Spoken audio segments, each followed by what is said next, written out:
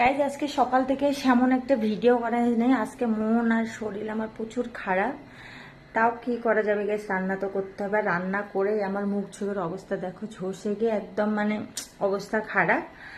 আর আজকে গাইজ দুপুরবেলা রান্না হয়েছে দেখো ভাত, আর এইদিকে হলো ডাঁটা শাক ভাজা, আর এখানে বিট ভাজা, আর এখানে মাছ, আর এখানে মাছ দিয়ে ফুলকপি আলু দিয়ে মাছ দিয়ে মানে বানিয়েছি।